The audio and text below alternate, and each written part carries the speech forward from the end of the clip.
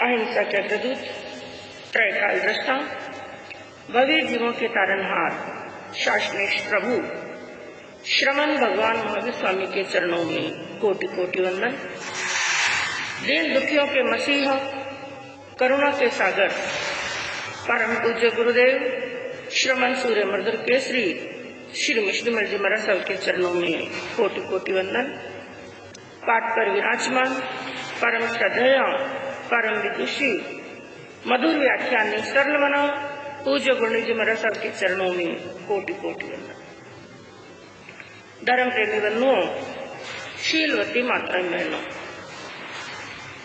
आपके सामने अब प्रारंभ किया जाएगा उत्तराध्ययन सूत्र का 13वां अध्ययन। 13वें अध्ययन का नाम है चित्त संभूतीय।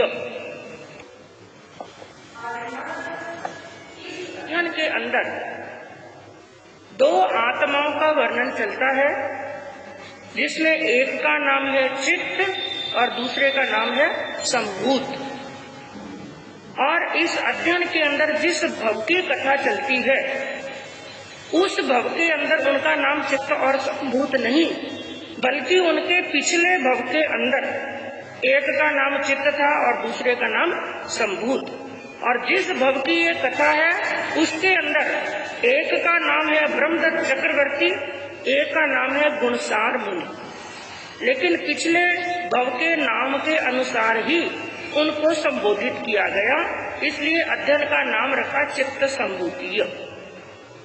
सबसे प्रथम आपको बताना चाहूंगी कि यह कथा दो भाइयों की है, दो आत्माओं की, जो 5 भवों तक तो एक दूसरे के साथ में रहे, एक ही स्थान के ऊपर, एक ही माँ की गर्भ से जिन्होंने जन्म लिया।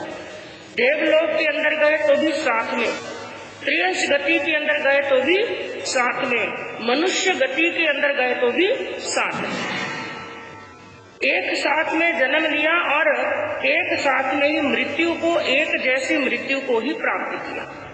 लेकिन छठे भव के अंदर वो 5 भव तक साथ रहने वाली दोनों आत्माएं बिछुड़ जाती हैं। एक का जन्म अलग स्थान पर होता है और एक का जन्म अलग स्थान पर। एक का जन्म श्रेष्ठी के सेठ के घर पर होता है और एक का राज घराने के अंदर जो आगे चल करके ब्रह्मदत्त चक्रवर्ती बनता है। अब प्रश्न पैदा होता है कि जो 5 भवों तक एक साथ में रहे, लेकिन छठे भव के अंदर बिछुड़ क्यों गए?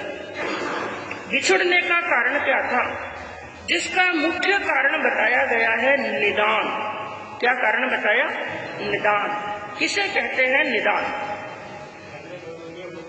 हाँ, तपस्या करे, कोई साधना करे, कोई भी धर्म की क्रिया करे और अगले भव के लिए मन के अंदर एक कामना कर ले, मुझे इस चीज की प्राप्ति हो, मेरी तपस्या का फल हो, मेरी साधना का फल हो, मुझे ये लब्धि प्राप्त हो, ये सिद्धि प्राप्त हो, ऐसा भव प्राप्त हो, ऐसा पद प्राप्त हो, उसे कहते हैं निदान।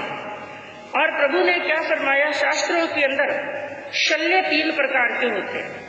शल्य यानी कांटा, जो आत्मा को दुख देते हैं। 3 प्रकार के शल्य होते हैं, माया शल्य, निदान शल्य और मिथ्या दर्शन शल्य, जिसके अंदर निदान को भी एक शल्य बताया गया। तो इस निदान शल्य के कारण से, निदान करने के कारण से जो चक्रवर्ती ब्रह्मदत्त की आत्मा है वो चक्रवर्ती बन जाती है। इस निदान के कारण से 5 भवों में साथ रहने वाले भाई, साथ रहने वाली आत्माएं क्या हो जाती हैं? अलग हो जाती हैं। और इस अध्ययन का मुख्य विषय वस्तु यदि देखा जाए तो सबसे मुख्य विषय वस्तु है निदान, के निदान आत्मा को दुख देने वाला है। निदान के करने के कारण से वो चीज तो प्राप्त हो जाती है, वो पद तो प्राप्त हो जाता है, लेकिन निदान का फल क्या होता है कि चाह करके भी वो धर्म के, संयम के मार्ग पर अग्रसर नहीं हो सकता। जैसे अंतकृत दशांग सूत्र के माध्यम से आपने कृष्ण वासुदेव का वर्णन सुना कि अरिष्टनेमिनाथ भगवान ने क्या फरमाया था कि हे वासुदेव, हे कृष्ण, ना कभी भविष्य में, ना कभी पहले हुआ है, ना हो रहा है, ना कभी भविष्य में होगा कि वासुदेव दीक्षा अंगीकार करे और दीक्षा के संयम के मार्ग पर अग्रसर हो। ये सुनने के बाद में कृष्ण ने प्रश्न किया था, भगवान आपने ऐसा क्यों फरमाया? तो भगवान ने इसका समाधान दिया, हे कृष्ण, जितने भी वासुदेव होते हैं वो निदान करके ही वासुदेव की पदवी को प्राप्त करते हैं। तो निदान करने के कारण से वो संयम का मार्ग अंगीकार नहीं कर सकते। तो इस अध्ययन का एक तो मुख्य सार है, निदान आत्मा के लिए शल्य है और निदान आत्मा को संयम के मार्ग पर अग्रसर होने नहीं देता। और दूसरा मुख्य विषय वस्तु बताया गया है कि काम भोगों की तीव्र इच्छा की जो विवशता होती है, काम भोगों की जो इच्छा होती है, जो कामना होती है, और यह भी आत्मा के लिए पतन के मार्ग खोल देती है। आप इस अध्ययन के माध्यम से सुनेंगे, मैंने बातें नहीं करें, आप इस अध्ययन के माध्यम से सुनेंगे कि 5 भव में साथ रहने वाली आत्माएं 6ठे भव के अंदर केवल बिछड़ी ही नहीं, बल्कि इतनी बिछड़ गई, इतना अंतर हो गया कि एक ने तो ठेठ ऊपर का स्थान यानी मोक्ष का स्थान प्राप्त कर लिया और एक का इतना पतन हो गया कि ठेठ नीचे यानी 7वीं नरक के अंदर आत्मा पहुंच गई। तो निदान का ऐसा कटु फल बताया गया है। और इसके विपरीत क्या बताया कि भोगों की जो इच्छा होती है वो तो जीव को दुर्गति देती है, जीव का पतन करती है। और इसके बिल्कुल विपरीत जो भोग इच्छा से विरक्त हो जाता है, भोगों की कामना नहीं करता है, वो सांसारिक दृष्टि से चाहे कितना भी अभावग्रस्त क्यों न हो, यानी जो सांसारिक सुख है, एक व्यक्ति के पास में भौतिक साधन कुछ भी नहीं है, धन संपत्ति कुछ भी नहीं है, लेकिन फिर भी उसकी भोगों की इच्छा नहीं है, भोगों की कामना नहीं है, तो वो व्यवहारिक दृष्टि से, सांसारिक दृष्टि से अभावग्रस्त होता हुआ भी चक्रवर्ती के सुख को भोग लेता है, क्योंकि भोगों की कामना दुख देने वाली है और भोगों से विरक्ति जो है सुख देने वाली है। तो इस अध्ययन की सबसे पहली गाथा का हम उच्चारण करते हैं और इसके साथ में ही मैं आपको इस अध्ययन को शुरू करने से पहले जो 5 भव के अंदर वो किस प्रकार साथ में रहे और किस प्रकार से वो बिछड़े, इसका वर्णन आपको संक्षिप्त के अंदर बताया जाएगा। तो पहली गाथा के अंदर कहा, जाई पराई ओ खलु काशी नियाणम तू हत्तीण पुरम्मी चुल नीय बम्ब दत्तो उव वन्नो पौम गुम्माओ कंपीले शंभुओ चित्तो पूर्ण जाओ पुरी मतालम्मी सेठी कुलम्मी विसाने दम्मन सऊण पवैयो। यहाँ पर बताया गया संभूत ने। पहले आपको बता दूं, जो संभूत पिछले भव के अंदर जो संभूत मुनि थे, वो तो अगले भव के अंदर आगे चल करके बनते हैं ब्रह्मदत्त चक्रवर्ती। इसको ध्यान पूर्वक आप सुनेंगे तो पूरी कथा आपको एक बार में अच्छी तरह से समझ में आ जाएगी और इसका लक्ष्य भी समझ में आ जाएगा। तो जो पहले के भव के अंदर संभूत मुनि थे, जिन्होंने निदान किया था, किस कारण से निदान किया वो भी कथा आपको बताई जाएगी। तो संभूत मुनि जो थे, अगले भव के अंदर आगे चल करके एक भव देवलोक का करने के बाद में आगे चल करके ब्रह्मदत्त नाम के चक्रवर्ती बनते हैं। जो चित्त मुनि थे, चित्त मुनि ने साधना की, तपस्या की, आराधना की, संयम का पालन किया। उसका फल हुआ कि देवलोक का भव संपूर्ण करने के बाद में एक पुरीमताल नाम का नगर था, जहाँ पर बड़ा सेठ रहता था। सेठ के घर के अंदर पुत्र के रूप में जन्म लिया, जिनका नाम गुणसार रखा गया। और गुणसार ने एक बार संतों की वाणी सुनी और उनको वैराग्य उत्पन्न हो गया और दीक्षा ली। तो अब सबसे पहले आपको बताया जाएगा कि उनके 5 भव जहाँ पर वो साथ में रहे, जिसमें पहले भव के अंदर बताया गया कि दशार्ण नाम का देश था। उस देश के अंदर एक दासी जो राजा के वहाँ पर काम करती थी, दासी पने का काम करती थी, उस दासी के घर के अंदर दोनों ने पुत्र के रूप में जन्म लिया। इसके पीछे भी एक कथा आती है कि वो दासी के पुत्र क्यों बने। उसके पहले की कथा के अंदर बताया कि वो दोनों मुनि थे, लेकिन मुनि अवस्था के अंदर उन्होंने दूसरे मुनियों के मैले वस्त्र देख करके, शरीर के ऊपर मैल आया हुआ देख करके, शरीर में से दुर्गंध आती हुई देख करके से उन्होंने घृणा की। इसलिए आपको ध्यान में हो, संकित के 67 बोल के अंदर भी आता है कि किसी मुनि के शरीर पर मैले वस्त्र देखे या दुर्गंध आती हुई देखे तो उससे घृणा नहीं करे। लेकिन उन्होंने घृणा की, इसलिए कर्मों का बंधन हो गया कि दासी पुत्र के रूप में उनका क्या हुआ, जन्म। तो यहाँ पर पहले भव का यही वर्णन बताया, वो दासी पुत्र के रूप में थे। दोनों सगे भाई थे और एक बार का प्रसंग हुआ, दोनों कहीं खेल रहे थे और दोनों को एक साथ में सांप ने डंक मार दिया और दोनों की क्या हो गई, मृत्यु। तो ये तो उनका पहला भव। और वहाँ से आयुष पूर्ण करने के बाद में कालिंजर नाम के पर्वत के ऊपर एक हिरणी रहती थी और दोनों एक साथ में वहाँ पर दासी पुत्र के रूप में जब आयुष पूर्ण हुआ, मरकर के हिरणी की गर्भ में आई, यानी वहाँ पर जन्म लिया और हिरण बन गए। और वो कालिंजर पर्वत के अंदर घूमते रहते थे और एक बार का प्रसंग हुआ, एक शिकारी ने दोनों हिरणों को वहाँ पर घूमता हुआ देखा, अपने धनुष पर बाण चढ़ाया और बाण छोड़ दिए और शिकारी ने बाण छोड़े और दोनों की क्या हो गई, मृत्यु। तो ये दूसरा भव पूर्ण हुआ और वहाँ से आयुष पूर्ण करने के बाद में दोनों जीव एक साथ में मृत गंगा नदी के तट पर एक हंसिनी रहती थी, उस हंसिनी की गर्भ में आए और वहाँ पर जन्म लिया, यानी दोनों हंस बने। और दोनों हंस उस मृत गंगा नदी के तट पर घूमते रहते, विचरण करते रहते और एक बार का प्रसंग हुआ, उस नदी के किनारे एक कछुआ रहता था।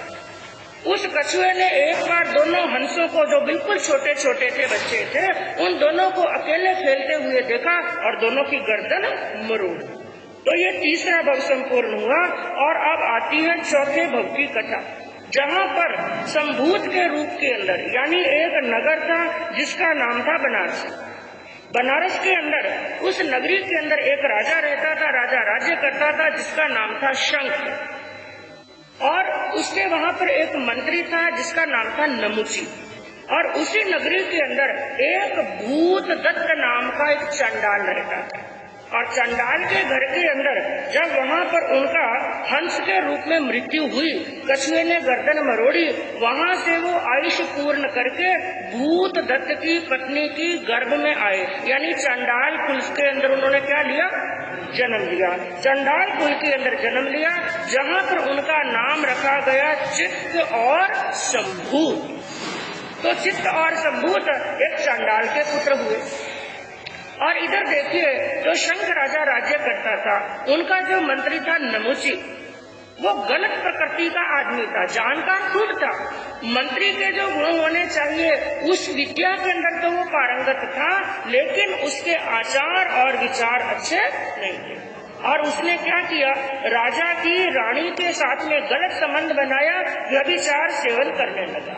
और कहते हैं पाप व्यक्ति कितना भी छुप छुप करके करे, आज नहीं तो कल और कल नहीं तो परसों वो प्रकट में आ ही जाता है।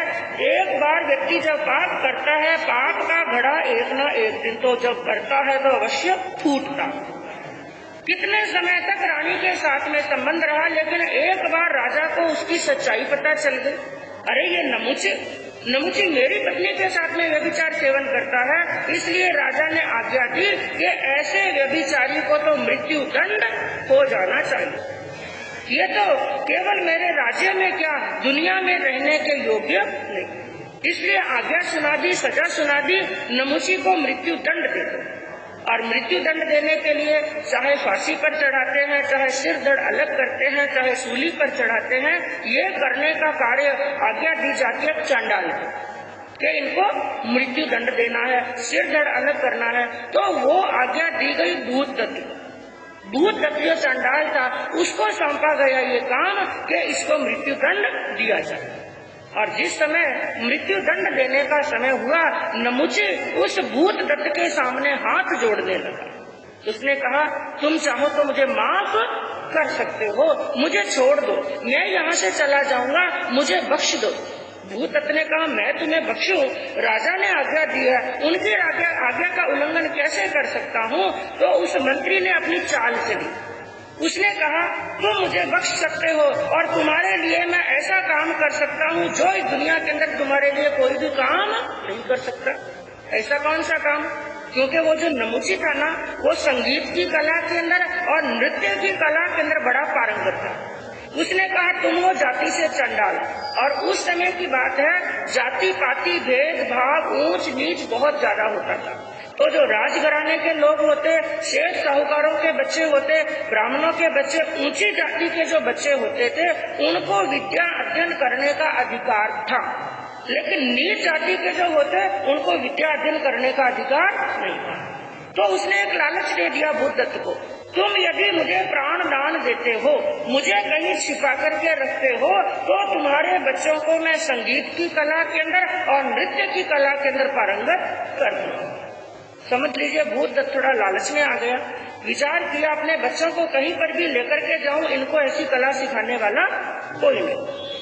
तो ऐसे लालच में आया और नमुची को उसने शरण दी अपने घर के ही जो गहरा तलघर था, ताकि राजा को कहीं पर पता ना चले। और तलघर के अंदर नमुची को छिपा दिया और वहीं पर उसके रहने की व्यवस्था कर दी, खाने और पीने की व्यवस्था कर दी। वहीं पर रह रहा है, खा रहा है, पी रहा है, आराम से उसका जीवन चल रहा है। और जब भी समय मिलता है उन दोनों बच्चों को, किनको? चित्त और संभूत को, जो भूत दत्त के लड़के थे, उन दोनों को वो विद्या अध्ययन करा रहा है और संगीत की कला के अंदर, नृत्य की कला के अंदर पारंगत कर रहा है। और जब वो वहाँ पर रह रहा था, उसकी भोजन व्यवस्था भूत दत्त के वहाँ पर ही थी।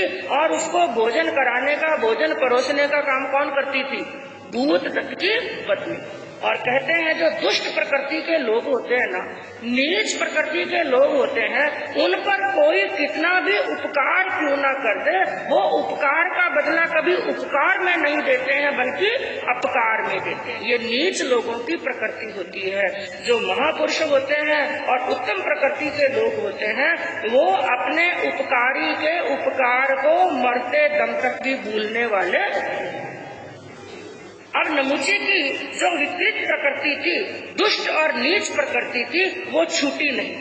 और उसने क्या किया, जैसे ही भूत दत्त की पत्नी उसके लिए भोजन लेकर के आती है, भोजन परोसती है, और धीरे धीरे एकांत देख करके उसने भूत दत्त की पत्नी के साथ में भी व्यभिचार सेवन करना शुरू कर दिया। और एक दिन वो आया, भूत दत्त को भी इस बात का मालूम पड़ गया कि यह दुष्ट है, पहले राजा के साथ में धोखा किया, अब मैंने इसको प्राणों का दान दिया है, इतना बड़ा उपकार किया है, लेकिन इसने जिस थाली में खाया उसी थाली में छेद करने का काम किया है।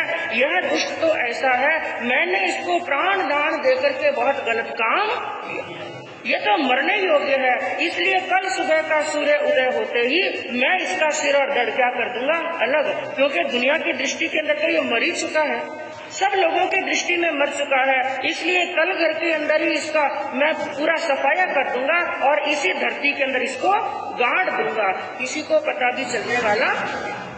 भूत ये विचार कर रहा था और ये प्लान बना रहा था, लेकिन इस प्लान के बारे में पता चल गया चित्त और संभूत। उन्होंने मन में क्या विचार किया, चाहे इन्होंने कैसी भी दुष्टता की है, चाहे कैसा भी गलत कार्य किया है, लेकिन आखिर हमारे क्या है, गुरु हमें शिक्षा देने वाले हैं, संगीत की कला सिखाने वाले हैं, नृत्य की कला सिखाने वाले हैं, इसलिए हमारा कर्तव्य बनता है हमारे गुरु के प्राणों को बचाना, आखिर ये हमारे उपकारी हैं। तो ऐसा सोच करके उन्होंने ये बात उनके पिता का जो मंसूबा था वो पूरा उस नमूची को बता दिया और येन केन प्रकार जैसे करके रातों रात नमूची को वहां से भगा दिया। नमूची वहां से भाग गया, सुबह भूत दत्तू से ढूंढता ही रह गया। और इधर देखिए नमूची वहां से भागा, देश छोड़ करके भाग गया और चलते चलते चलते पहुंच गया हस्तिनापुर नगर के अंदर। कहाँ पर पहुंचा, हस्तिनापुर नगर के अंदर, जहाँ पर बताया गया सनत कुमार चक्रवर्ती का राज्य चल रहा था। सनत कुमार चक्रवर्ती की राजधानी थी हस्तिनापुर, और वहाँ पर पहुंचा और चक्रवर्ती से मिला और अपने गुण बताए, अपनी योग्यता बताई, और उनके गुण देख करके, योग्यता देख करके वहाँ पर सनत कुमार चक्रवर्ती ने नमूची को मंत्री बना। अब वहाँ से तो छूट गया, हस्तिनापुर पहुँच करके चक्रवर्ती का मंत्री बन गया। और इधर पीछे क्या हुआ, जो चित्त और संभूत पूर्ण रूप से संगीत के अंदर, नृत्य के अंदर पारंगत हो चुके थे, और जगह जगह पर जहाँ पर भी जाते, गांव के अंदर, नगर के अंदर, जहाँ पर भी अपना नृत्य बताते, संगीत बताते, लोग बड़े खुश होते। जहाँ पर भी उनका नृत्य हो रहा होता, सैकड़ों की, हजारों की भीड़ लग जाती, चारों दिशाओं के अंदर उनका नाम विख्यात हो गया। लेकिन उस नगर के अंदर रहने वाले जो ब्राह्मण थे, ब्राह्मणों ने मन के अंदर विचार किया, नीच जाति के लोगों को तो ये कला सीखने का अधिकार है ही नहीं है, तो फिर ये कला सीखे कैसे और अपनी कला का प्रदर्शन कैसे कर सकते हैं, इनकी प्रशंसा कैसे हो सकती है। ऐसी ईर्ष्या के वश उन्होंने राजा के पास में शिकायत कर दी, ये कला बताने का अधिकार चंडाल जाति के लोगों को नहीं है, इसलिए राजन आपको चाहिए इन दोनों को इसी समय देश निकाला दे। राजा ने उन ब्राह्मणों की बात मानी और चित्त और संभूत को वहां से क्या दे दिया, देश निकाला। देश निकाला दिया, वहां से तो बाहर निकल गए, लेकिन अब विचार करने लगे क्या है जाति, क्या है पाति, जबकि हम भी मनुष्य हैं, हमारे अंदर भी ये कला है, लेकिन हमारा जन्म चंडाल कुल के अंदर हुआ है, इसलिए हमारी कला की कोई कदर नहीं है। और जहाँ पर अपमान होता हो, हमारा सम्मान घटता हो, अपमान होता हो, सब हमारे बारे में बुरे वचन कहते हो, ऐसा जीवन जीने से कोई मतलब नहीं। अच्छा है कि हम मर जाएं, मर जाएंगे तो किसी अच्छे घर के अंदर हमारा क्या होगा, जन्म होगा। ऐसे नीच कुल में कहलाने से अच्छा है तो हम आत्मघात कर लें। तो इतने दोनों परेशान हुए, आत्मघात करने के लिए एक पर्वत के शिखर पर चले गए कि हम दोनों ऊपर से छलांग लगाएंगे और मर जाएंगे। लेकिन कहते हैं जिसका आयुष्य बल लंबा होता है, उनकी रक्षा करने के लिए कोई ना कोई मसीहा पहुंच जाए। तो वहाँ पर आत्मघात करने के लिए तैयार खड़े थे।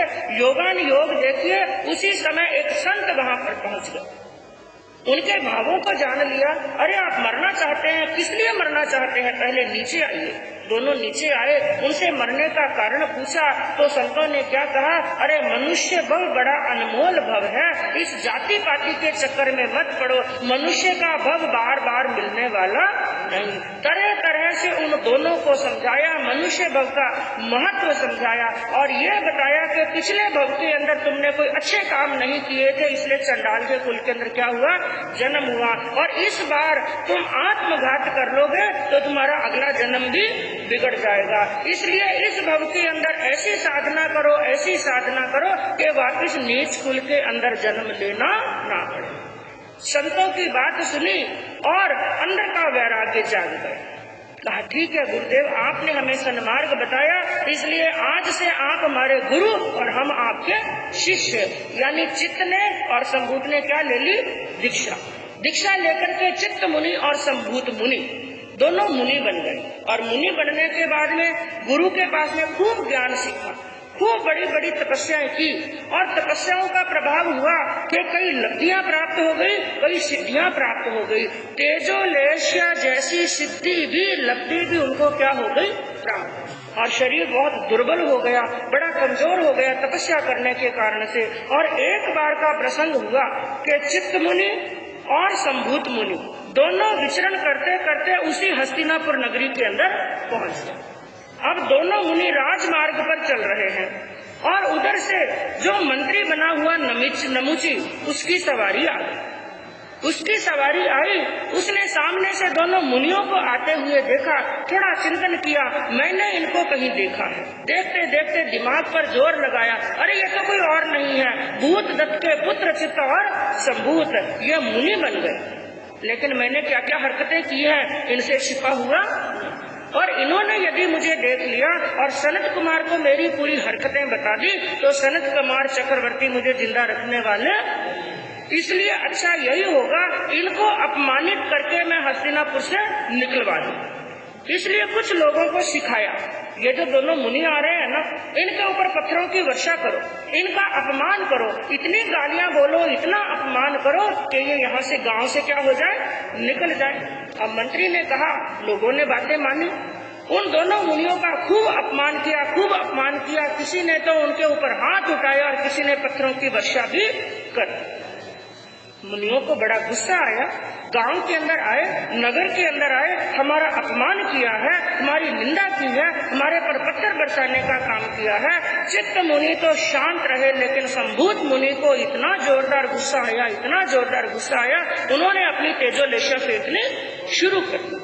और तेजोलेशिया आप जानते हैं कि एक तो तेजोलेशिया होती है, एक शीत लेशिया होती है। तेजोलेशिया जब फेंकते हैं तो चारों तरफ अग्नि ही अग्नि, कई योजन तक वो अग्नि फैल जाती है। तो ऐसी तेजोलेशिया फेंकी, पूरा हस्तिनापुर नगर धुंधु करके जलने लगा और चारों तरफ धुआं ही धुआं हो गया, कहीं पर कुछ दिखाई देने वाला नहीं। कुछ लोग उस अग्नि के कारण से मरने लगे और कुछ धुएं में घुट घुट करके मरने लगे। पूरी नगरी के अंदर, हस्तिनापुर नगरी के अंदर हाहाकार फैल मच गया। और ये समाचार मिले सनत कुमार चक्रवर्ती को, और सनत कुमार को पता चला कि नमुची ने मुनियों का अपमान किया है, इसलिए मुनियों में क्रोध में आकर के तेजोलेशिया फेंक दी। विचार किया, मुनियों को क्रोध आया है, मुनियों को सताया है, ये अच्छा काम नहीं हुआ, इसलिए मेरे लिए यही श्रेष्ठकर होगा कि मैं मुनियों के पास में जाऊं और क्या करूं, क्षमा याचना करूं। इसलिए सनत कुमार चक्रवर्ती रवाना होते हैं, लेकिन साथ में अपने स्त्री रत्न को लेकर के, यानी अपनी रानी सुनंदा को लेकर के दोनों रवाना हुए और वहां पर पहुंचे। वहां पर जाकर के मुनियों के सामने घुटने टेक करके बैठ गए और हाथ जोड़ करके बार बार क्षमा याचना करने लगे कि मुनिवर, आपका अपमान हुआ मेरी नगरी के अंदर, मेरे राज्य के अंदर, इसलिए बार बार क्या मांग रहा हूँ, क्षमा मांगता हूं। जब दोनों ने, राजा और रानी ने, चक्रवर्ती और रानी सुनंदा ने बार बार क्षमा याचना की, बार बार क्षमा याचना की, तो दोनों मुनियों का क्रोध क्या हो गया, शांत हो गया। मुनियों का क्रोध तो शांत हो गया, लेकिन राजा की रानी जो सुनंदा थी वो भक्ति के अंदर इतनी व्यस्त हो गई और भक्ति के अंदर इतनी भाव विभोर हो गई कि वो संतों का कल्प भूल गई। कि संतों का कल्प क्या होता है कि स्त्री संतों को स्पर्श नहीं करती, लेकिन कभी भावना के अंदर आया हुआ व्यक्ति अपने भावधारा को भूल जाता है। और उन्होंने क्या किया कि भावधारा के अंदर बहती हुई, भावना के अंदर आई हुई सुनंदा ने संभूत मुनि के चरणों के अंदर अपना सिर टेक दिया। और जैसे ही मुनि के चरणों के अंदर सिर टेका, उस रानी की बालों की, केशों की राशि जुड़ा खुल करके मुनि के चरणों के ऊपर गिर गई। संभूत मुनि के चरणों को जैसे ही उसकी केश राशि ने स्पर्श किया, उनके शरीर के अंदर जैसे एकदम चंचलता आई। इतनी कोमल केशों की राशि, मन के अंदर कई प्रकार के विचार उत्पन्न होने लगे। हम ऐसा कह सकते हैं कि संत जीवन के अंदर वो विचार नहीं है बल्कि दुर्विचार है।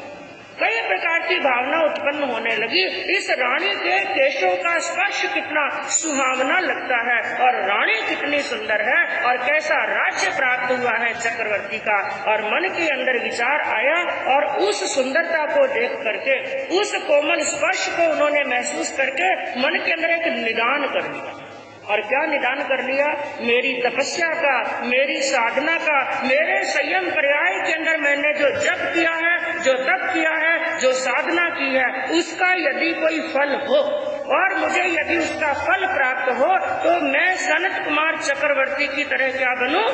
चक्रवर्ती बनूं और सुनंदा रानी की तरह सुंदर और ऐसे कोमल शरीर वाली रानी मेरे महलों के अंदर हो।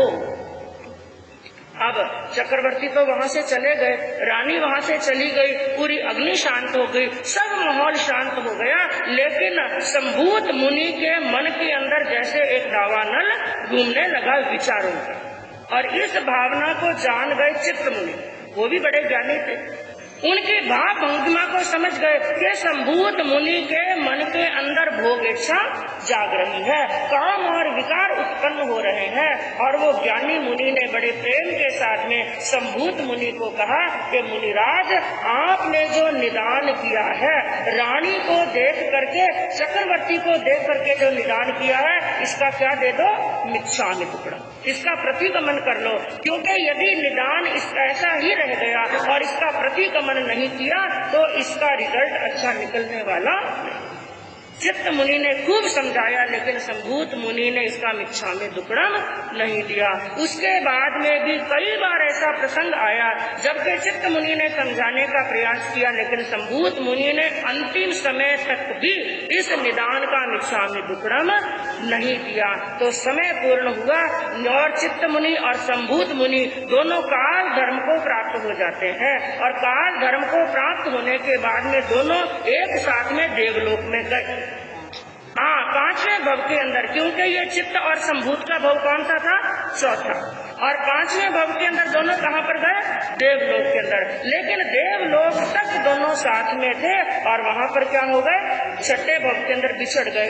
जो चित्त मुनि जिन्होंने कोई निदान नहीं किया था, उनका जन्म तो होता है पुरीमताल नगर के अंदर, एक श्रेष्ठी के घर के अंदर होता है।